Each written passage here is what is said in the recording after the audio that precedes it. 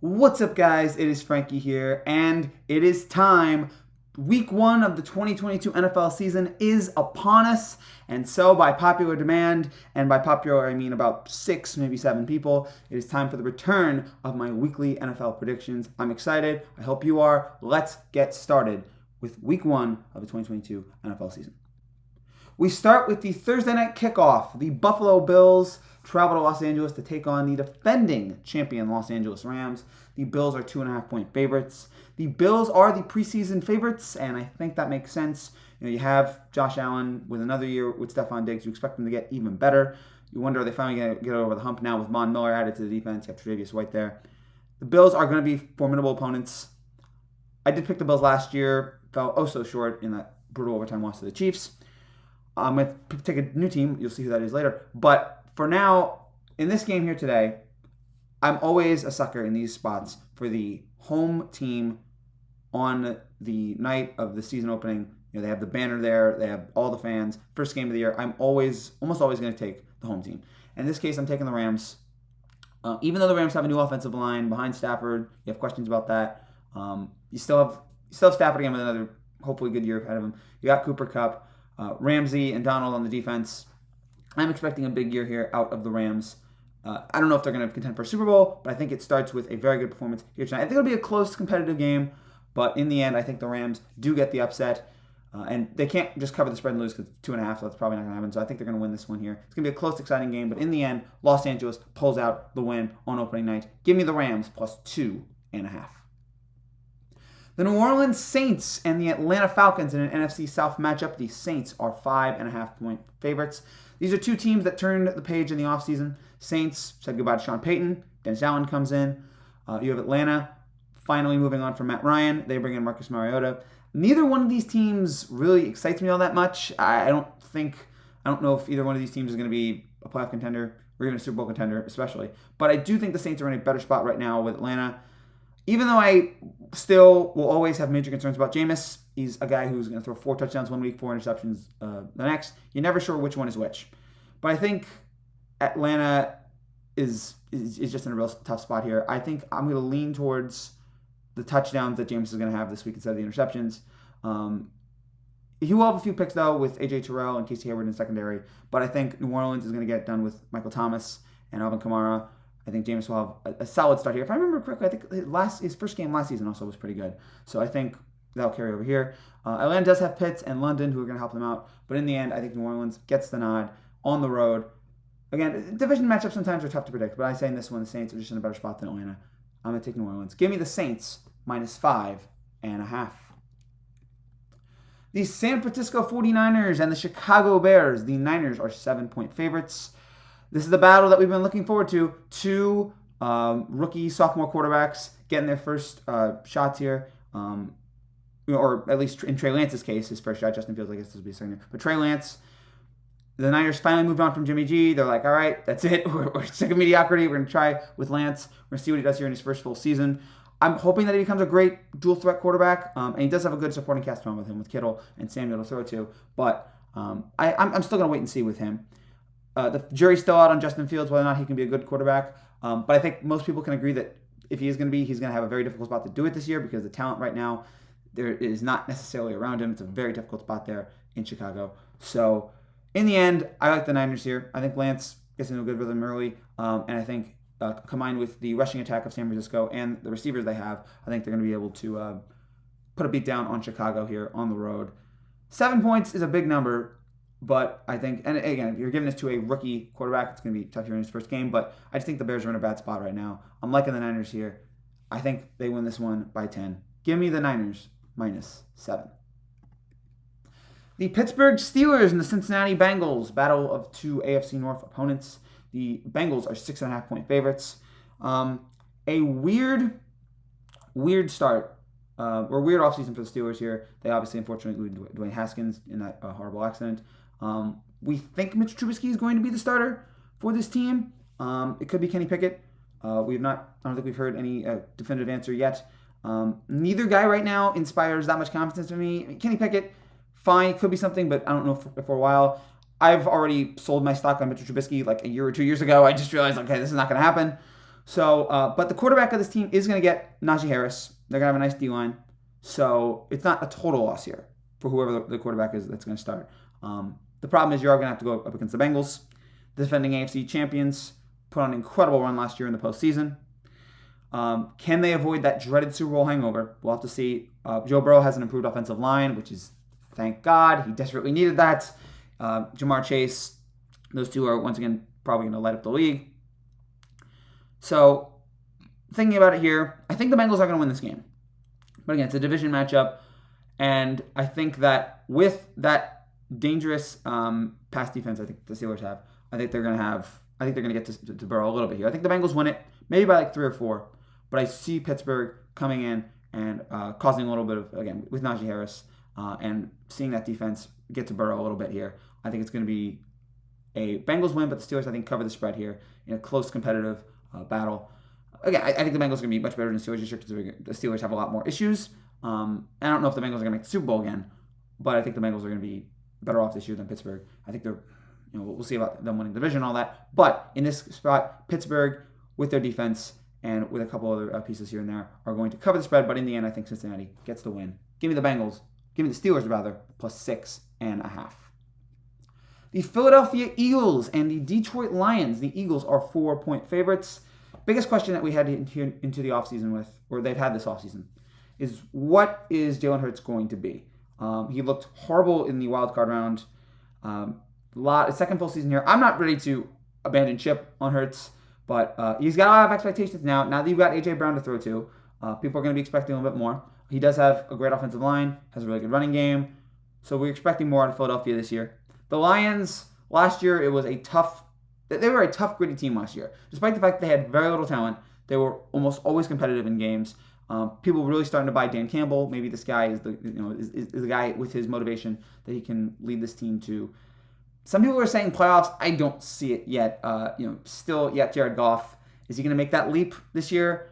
I'm not ruling it out. I mean, I would like to see Detroit fight back. I mean, that is a franchise that has been just hell-ridden for many years. But I'm not sure if it's going to happen. And even if it does happen, I don't think it happens here in this game. I think A.J. Brown is going to help out Hurts a lot. I know it's not really groundbreaking analysis, but I think he will. And again, the solid offense around Philadelphia is going to give him the win here. 4 points, I like it.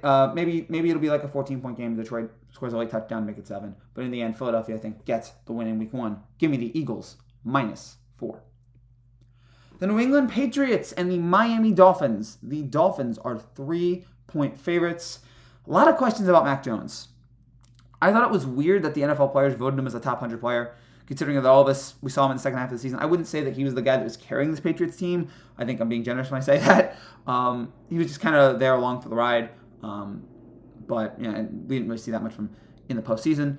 I'm not giving up on him yet, but again, just third year. By the third year, you really are. We got to see what you are, and that's the year you usually make the leap. So second year here, I'm going to give him a shot.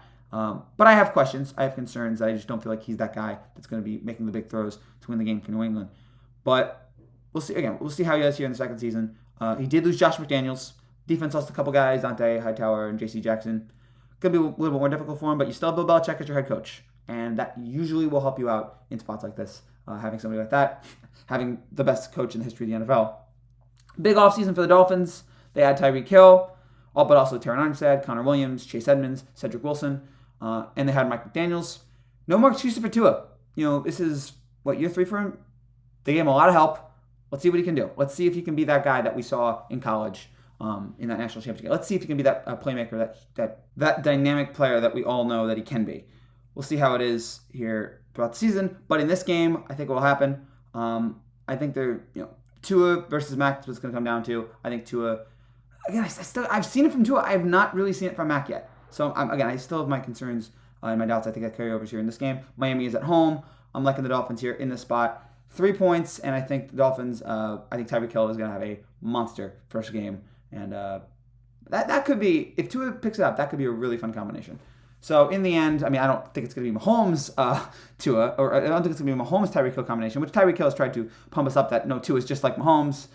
That's sure, Jan. But in the end, Miami gets it done. 3 points at home. I like the Dolphins. Give me the Dolphins -3. The Baltimore Ravens and the New York Jets. The Ravens are 7-point favorites. I'll just start with the Jets here because that's my local team, that and the Giants. I want to believe that this team is going to turn it around because I am sick of meaningless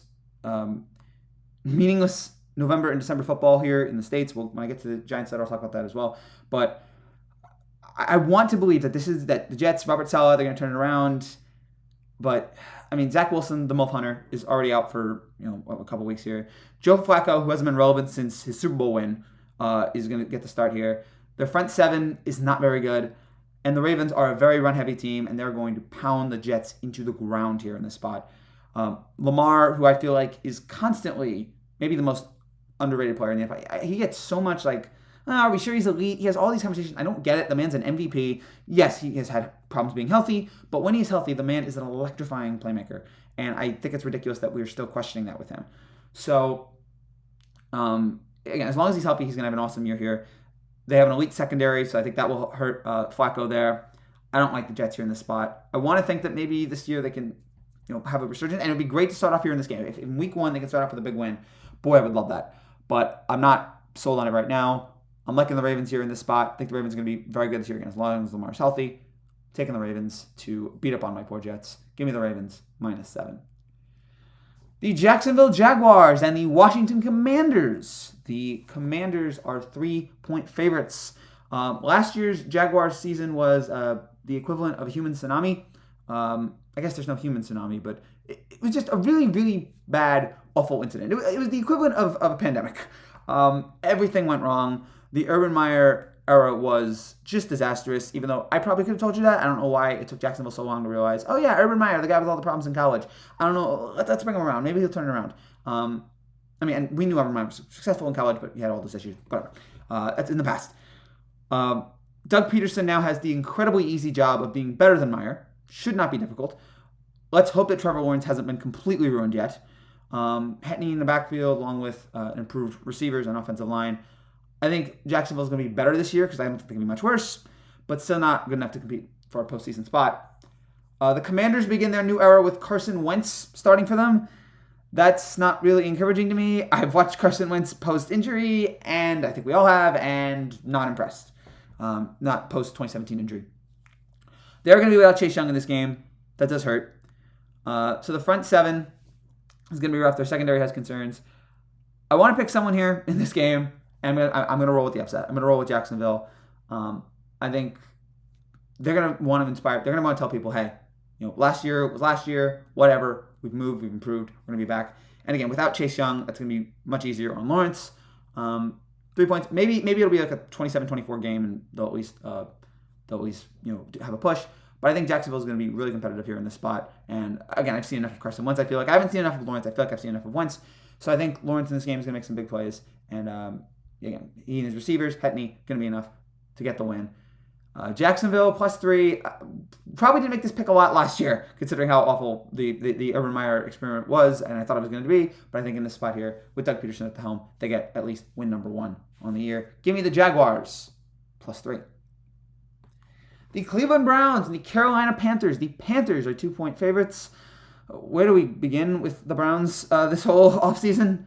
The Browns just deciding, all right, we don't need Baker Mayfield. Apparently, we're already done with Baker Mayfield, which I think was a weird step to take, considering, yeah, he wasn't great last year, but I'm like, already you're abandoning him. This guy led you to your first playoff win since the Clinton administration, or maybe it was even Bush, whatever. It was too long ago, and now already you're like, let's move on from him for a guy who has been accused by 70 women of some sexual misconduct and apologized, but didn't say what he was apologizing for. He went the Jason Giambi route, and he's now suspended 11 games. It's a mess. It's a complete mess. The Browns have gone from one of the most likable teams in the NFL to now one of the most hated because of the guy they have starting for them at quarterback, at least until week 12 when he takes on the Texans in game 1 of his first game back. The NFL just, whatever. I can talk about this forever.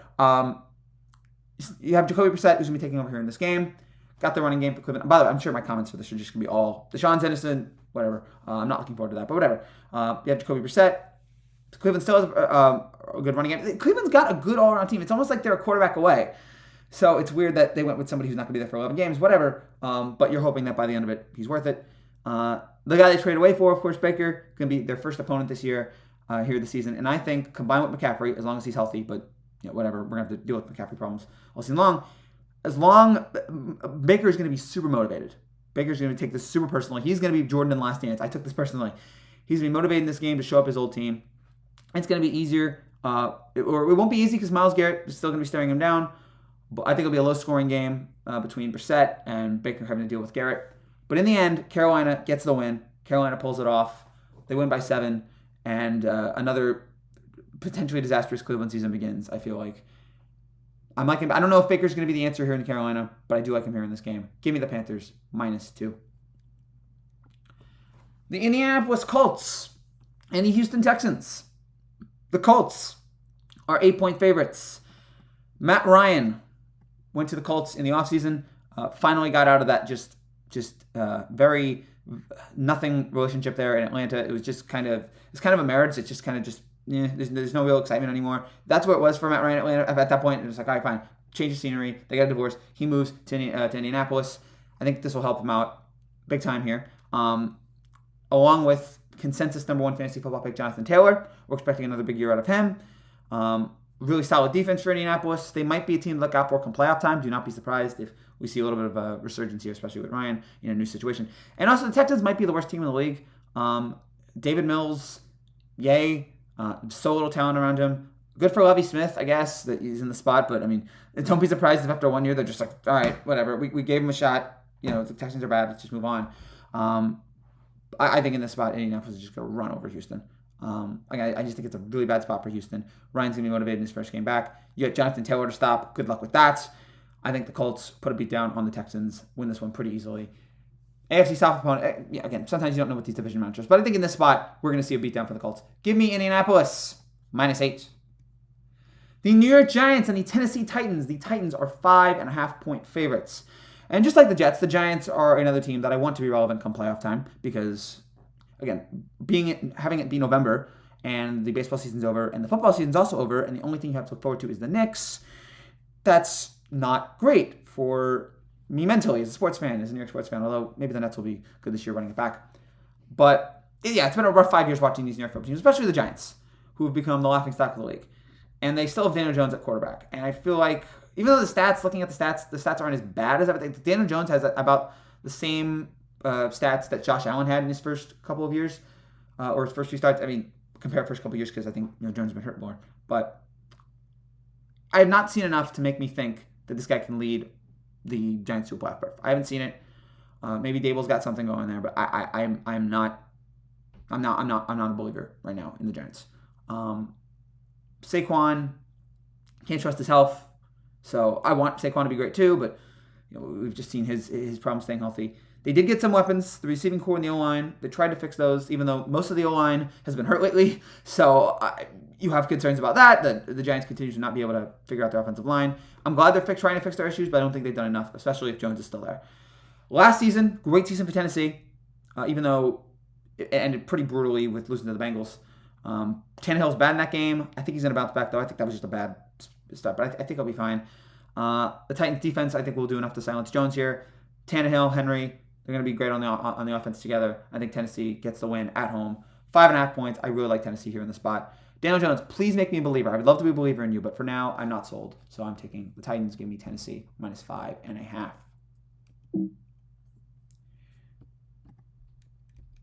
The Green Bay Packers and the Minnesota Vikings. The Green Bay Packers are 2-point favorites. Aaron Rodgers is somehow back after whatever the heck that was in this offseason. This is my final year. And then eventually they give him a huge bucket of cash. And that was it. I still don't know what the heck this whole thing was about. But Devontae Adams is gone, though. So that is going to hurt Green Bay a little bit. They still have a good running game and the defense. I'm not expecting Green Bay to contend for Super Bowl because I've learned this lesson too many times that it's just not going to happen with Rodgers at this point. Rodgers is going to have a great regular season and then something in the divisional round or championship game. It falls apart. I've just gotten used to that at this point. Minnesota, they're going to be good this year, but I don't think they're going to pull it off here. Minnesota, I can't believe I'm making this pick. Minnesota's got a new coach who I think is really going to improve. Kevin O'Connell, I think, is really going to improve. Justin Jefferson and Dalvin Cook. If you're hoping that Kirk Cousins can finally make that leap into being a superstar, get the guy who helped do that with Matthew Stafford. Even though people were always high on Stafford, when he was with the Rams or with the Lions. It's just like get him in a good situation. So maybe this guy can again turn Kirk Cousins into a Super Bowl winning quarterback. It's possible. I mean, he certainly did a great job last year on the offensive. So I think at home with a nice pass rush, nice secondary, I really think the Vikings are going to pull off the upset here. And I think the loss of Adams is going to sting. I think that's going to hurt them a little bit here. So I think in this spot, it's weird that I trust Kirk Cousins because I've done that so rarely. But in this spot, I'm taking them. I'm liking Minnesota here. And I think, again, the defense will be doing just enough here in this game. And again, having Jefferson and Cook will get the Vikings the win. And losing Adams is going to be brutal there. I think it's going to take them a while to bounce back from that. Give me the Vikings +2. The Kansas City Chiefs and the Arizona Cardinals. The Chiefs are 3.5-point favorites, coming off a really horrendous AFC Championship game. The kind of AFC Championship game that makes you question Mahomes, which is weird because he's Super Bowl champion, but he looked so awful in that game. I'm still trying to understand how the heck he looked that bad. And now you have Tyreek Hill gone. You have some questions at the running game, but he's still Mahomes. You still have Kelsey there. You still have talent. Losing Hill is going to be tough, but I think Kansas City will be fine this year. However, I'm not sure about in this spot. I actually like the Cardinals in this game at home. Kyler Murray with his contract extension. I think it's going to take the Chiefs a little bit. As I said, it's going to take the Chiefs a while to get over the loss of someone like Tyreek Hill. I think Arizona in this spot at home, they're going to be fired up, and I think Kyler Murray is going to be able to make enough big plays. I don't know. I mean, this could be again a 3-point loss for Arizona, but I think it'll be at 3.5. I'm loving the hook there. 3.5. I love the hook in that spot. I'm taking the Cardinals to cover here, maybe even pull off the win. Kyler Murray again with that kind of extension is glad that got sorted out. I'm glad he's going to be staying there in Arizona. And also, just want to point out, the last 2 Super Bowl champions have won at home. Tampa Bay won the Super Bowl in Tampa Bay. The Rams won a Super Bowl in Los Angeles. The Super Bowl this year is in Arizona. It probably won't be 3 for 3. It's all probably just coincidence, but something to keep in mind as we head into the season, as the Super Bowl does take place in Arizona. Give me the Cardinals +3.5 here against Kansas City. The Las Vegas Raiders and the Los Angeles Chargers. The Chargers are 3.5-point favorites. Last year, the Raiders had so many bizarre things that happened to them. Having to deal with the whole Gruden controversy. Henry Ruggs, that was an awful situation. They had so many things thrown at them, and yet they still made the playoffs. I wanted them to keep Bisaccia because I thought he did an awesome job in a terrible spot. But they wanted to move on. They wanted to bring in Josh McDaniels.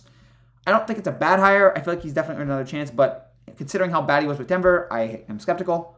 So, I would just keep that in mind as we watch McDaniels this year. Derek Carr teams up now with Devontae Adams. Should be a huge pickup for them. Despite, even though you look at that spot there, and I think the Raiders are going to be good this year. I do think the Chargers will be better overall. I think Herbert in his 3rd year, he's got weapons. He's got Khalil Mack leading the front 7. Look out for the Chargers here to be a big playoff contender, maybe even a Super Bowl contender. Again, Herbert in his 3rd year. We saw what Josh Allen did in his 3rd year. I can see the very same thing. I see Herbert going along the exact same path. This could be a breakout year for Herbert. And yet with all of that, I'm taking the Raiders.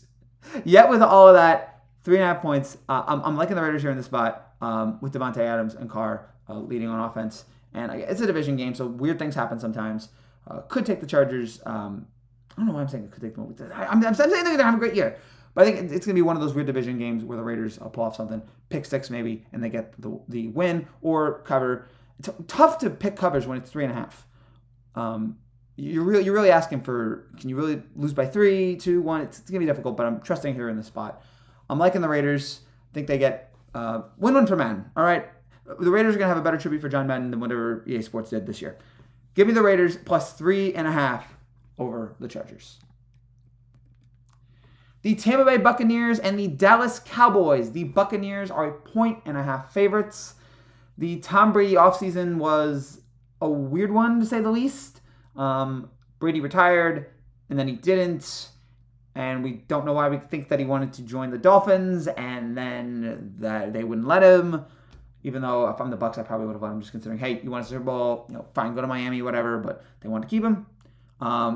Then there's all these rumors about Bruce Arians, and Bruce Arians gets fired, and Todd Bowles comes in, and how bad is Bruce Arians, considering that, I think Bruce Arians is a great coach, but how rough is it that Brady dealt with Belichick for 20 years, or whatever, close to it, and he never got rid of him, but then Arians is 2 years, and already I'm out, And now you bring in Todd Bowles, who concerns and questions because we saw that he was not very good with the Jets. But then again, it is the Jets. So maybe you want to give Todd Bowles, maybe that was just a rough spot. And maybe, just maybe, he can turn it around here. I would hope so. I don't have any hatred for Todd Bowles. I would certainly like to see him bounce back. They are going to be without Gronk. They still do have a ton of talent, though. I don't even know what the Cowboys anymore. Every year it's just the same. Oh, they'll be talented in the regular season, and then something will fall apart in the postseason. They'll have they won't be able to spike. They'll have 10 seconds of no timeouts. They'll throw down the middle of the field. I don't know anymore with this team. They'll do their usual thing with the offense, but I don't think they're going to top Brady here in the spot. And I'll just say I think the Bucs are going to win the Super Bowl. They're my Super Bowl pick this year. I just think that Brady, I just feel like it's destiny. With all the weird stuff going on with Brady, is he retiring? Is he not? I just think it's all set up for another, even though they're going to be without Gronk, but usually it seems like he's hurt. I do think that this is the spot where Tampa Bay comes back, they win it, and I think it's just Brady, man. It's just never underestimate how good Tom Brady is. Someday I feel like he'll fall off the cliff, but I'm not going to be the one that predicts it. I'm not going to be one. It could be possible he falls off the cliff in 10 years. Sometime it'll happen. It's just, I don't think it'll be now. And so I think in this game, Tampa Bay wins and they begin their march towards another Super Bowl. Just never count out Tom Brady, man. Never, ever count out Tom Brady. Give me the Buccaneers -1.5. The Monday night game, the Denver Broncos take on the Seattle Seahawks. The Broncos are 6-point favorites. This is a weird pick for me. Denver's going to be real good, I feel like. Russ is going to elevate Denver. He's going to give them their first solid quarterback since Peyton Manning. Seattle has got Geno Smith at quarterback. That's not really encouraging. Defense isn't really that improved yet. But 6 is a lot of points. And Seattle is at home. They still have that home field advantage. It's going to be a Monday night game. So I'd imagine they're going to have a good crowd for that. And it's going to be a weird one. Sometimes, again, it takes teams a while to figure things out. That's what really it comes down to all these games, is that we think we know a lot about these teams, and yet week 1 or week 2 sometimes we see the complete opposite. We're in the bizarro world. So this could be one of those games where we think Denver's going to be good, and I still think they're going to be much improved this year. I think they're going to have a great season with Russ, giving Russ a new opportunity, new spot. But I think in this spot here, and 6 points is 6 points is a good number. So you can see Seattle being maybe down by 10 and getting a late touchdown to cover it. Seattle is at home. I'm like, even though they have Geno Smith at quarterback, and there's talent questions all over, I think Seattle is going to pull this one off. I think they're going to cover the spread. And Denver will be fine. I just think it'll take a little while here for Russ and Denver to click. 6 points, big number, and that's why I'm taking the Seahawks. Give me the Seahawks +6 over the Broncos. That's it for now, guys. Thank you guys so much for watching. If you're new to the channel and you'd like to see me, please subscribe down below. I'll be back later next week for recaps to NFL Week 1, and I will also have predictions for Week 2, and I'll also have a bunch of other stuff coming out in the next few days. Take care, and God bless.